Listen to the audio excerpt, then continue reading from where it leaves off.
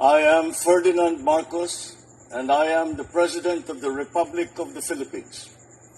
I stand today on behalf of 110 million Filipinos. Oh, yun, mga kababayan, nakita nyo yan? Hi everyone, it's me again. Hello universe. Ayan mga bes ha. Kagagaling niya sa port ng Manila. Dinistribute na kaagad guys ha, yung nakumpiskang makarel. 21 container, distribution of the confiscated frozen mackerels. Basico Port Area, Manila, December 14, 2024. Agay. Ayan. 'Di ba? Maagang may Christmas may Christmas gift kayo na makarel. Ay, nako. Panoorin natin mga besa. Hello sa mga Marcos loyalists and supporters, Filipinos and OFW. Hello. Magandang umaga po sa inyong lahat.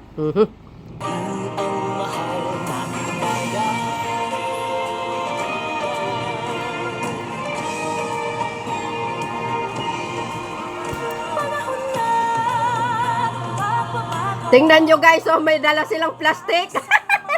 Natutuwa ako. Tingnan nyo naman, oh. May plastic silang dala. Sa Maynila, inuna, ayan. Libre. Galing.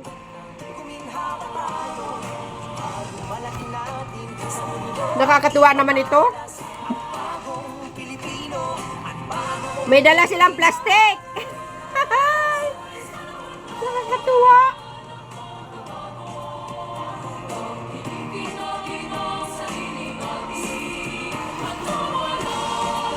Nako, maraming tao yan sa Maynila yan, no? Kay Mayor Lacuna.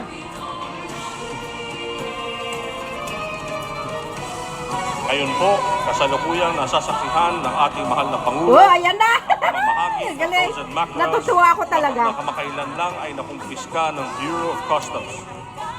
Higit kumulang 588,000 kilos ng frozen mackerel ang nakumpiska na ipamamahagi sa iba't ibang lugar sa NCR at karatig na lalawigan.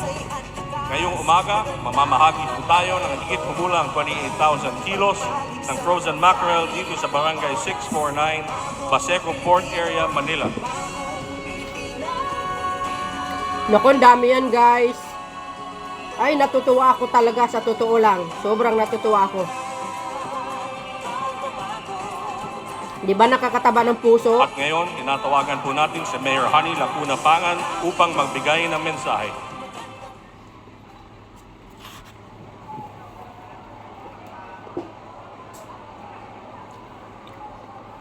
Magandang umaga, Basico!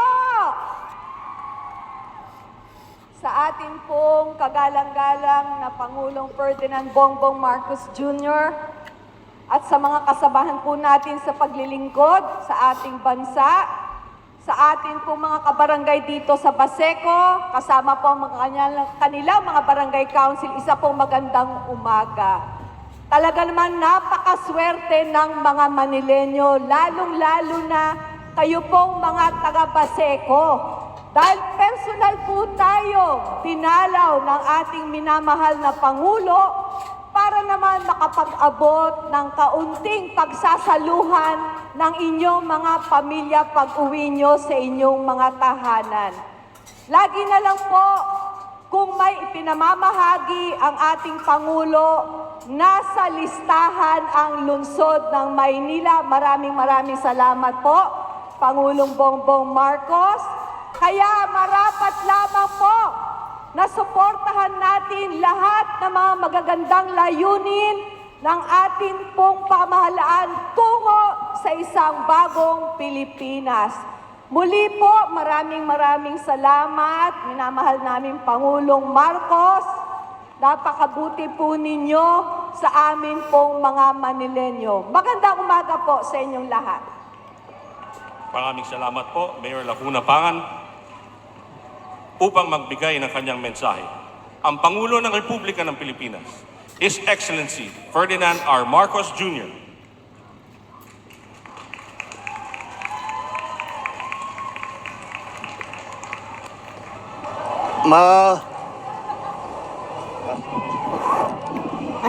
Magandang umaga po sa inyong lahat. Merry Christmas po. Nandito lang po kami upang mag-supervise po at makita kung paano gagawin dito sa pag-distribution ng tulingan. Itong nahuli. Alam niyo po, ang pinanggalingan nito ay may nagpasok na illegal nitong mga isda na ito. At bali smuggling, ini-smuggle na papasok ng Pilipinas. At mabuti naman ay nakita sa kaugnayan ng Department of Agriculture at saka ng ating customs ay nakita nila na hindi maganda, hindi kumpletong papeles, hindi kumpletong pagbayad. Kaya po kinumpis ka ng pamahalaan. Kaya ganun po ang ganun po nangyari. Ngunit nakita naman ninyo, naka-freezer pa ito. Ika namin, napakasayang naman ito, katakot-takot na isda ito. Ang daming pwedeng pakain. Marami tayong mapapakain. Kaya didistribute po natin doon sa inyo, dito sa inyo, para meron naman pantulong, para na kayong namalengke ng isda ngayong araw. Meron na kayong tigalawang kilo, di ba? Oo, tigalawang kilo. Naku, guys, dami. Kaya naiba po ang pamasko namin. Imbis na hamon at saka mga lechon, isda ang mga tulingan ng aming dala. Pero Nakakatuwa naman. para naman, yun na nga, at hindi masayang, ang DSWD, ito po si Secretary Rex Gatchalian, siya yung lagi pagka namibigay tayo ng tulong sa taong bayan, ang DSWD po ang lead agency. At in coordination, siyempre, ng ating local government. Alam niyo naman po, ang national government, ang katotohanan niyan, kung hindi tayo nagtutulungan ng mayor's office, ng LGU, lahat po ng opisyal, ang ating mga congressman, ay hindi po magandang patakbo. Kaya nagpapasalamat ako sa kanilang pag-uugnay at pagbibigay ng importansya dito sa ating ginagawa. Okay, yun lang naman po. At asahan po ninyo na kapag may ganitong pangyayari, ang una naming iniisip kung paano gagamitin itong mga nahuling mga bagay-bagay na ito. Kung minsan hindi lang naman pagkain, may agricultural products. Meron po kasi tayong bagong batas na itinatawag ang Anti-Agricultural Sabotage Act. Ibig sabihin na ginagawa natin ang lahat ng pamamaraan upang pababain ang presyo ng pagkain. At yun po, dahil yung smuggling po, ang problema kasi sa smuggling, ang ginagawa po, ini-smuggle nila, pinapasok nila, tapos iipitin, hindi ilalabas. Mag-aantay hanggang tumaas ang presyo. Pag tumaas ang presyo, saka nila pagbibili. Kaya't yun ang iniiwasan natin dahil ang nabibiktima dyan ay ang taong bayan, yung pangkaraniwan na ating mga mamamayan. Kaya't hindi natin papayagan na matuloy na yung mga ganyang klaseng sistema. Kaya't ginawan ka nga namin ng batas at pinapatibay namin na mabuti. Kaya't kayo ngayon ang naging beneficiary dito sa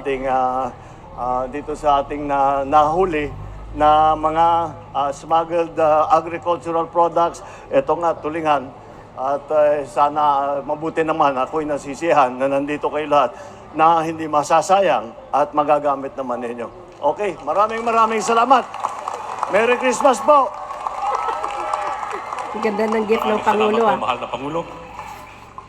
Oh, Dito bawat na po nagtatapos ang ating maikling programa. oh, Muli, bawat maraming salamat tao, po, guys, mahal na 2 Pangulo, sa kilong inyong makarel, pagbisita dito sa bawat Barangay tao. 649, Ang laki na Paseco yun, Port guys. Area, Manila.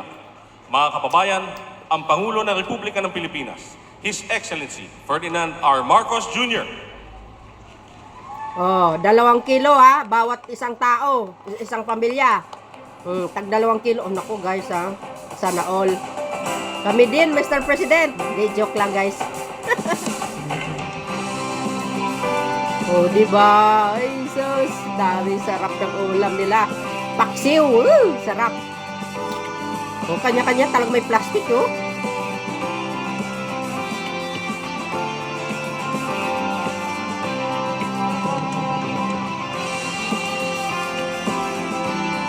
Dami yan, guys. Wow, swerte mo ah. Selfie pa more.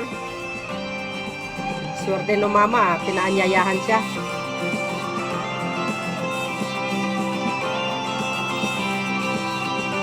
Oh. Wow. Galing, nakakatuwa naman. Oh, guys, ano palagayin nyo? Hingi tayo ng ano, guys, makarel. Oh, hingi tayo ng makarel sa Pangulo. Hindi, joke lang. Mahal yan, mga kababayan, sa palengke. 2 kilo, 400 na yan. Oh, 400. Swerte ng mga taga Basico, Maynila ah. Kayo pa talagang inuna, galing. Sabagay, dyan sa port lang sa kanila yan na nakumpiska eh.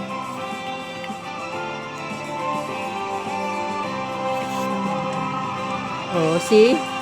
Yan pa, gusto nyong paalisin sa Malacanang. Ay, hindi papayag ang taga Maynila.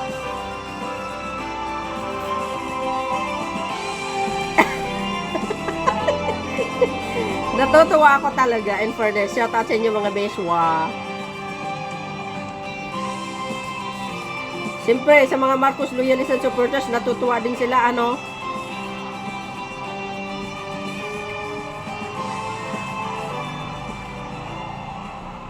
Mahal ng... Muli po mga kababayan, ang Pangulo ng Republika ng Pilipinas, His Excellency Ferdinand R. Marcos Jr.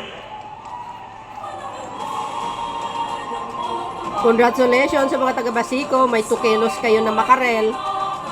Thank you guys for watching. See you again on my next upload video. Okay?